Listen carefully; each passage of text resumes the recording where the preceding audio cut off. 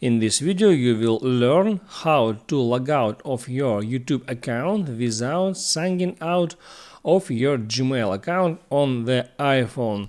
It's quite simple and easy, so let's begin. First you need to open up YouTube application, and here you need to get in your profile. I'll just tap on this profile icon.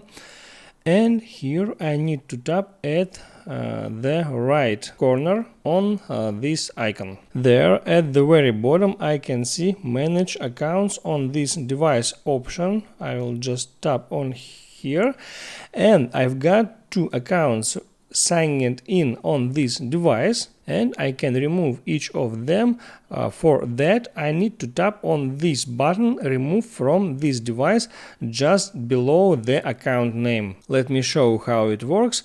I just tap here. Application says me that this account and any unused data will be removed from YouTube and other Google apps on this device. And to remove the account data, I'll just tap on remove button, and here it is. The YouTube account data was successfully removed from this device. Make sure you like this video if it was helpful for you, and see you next time.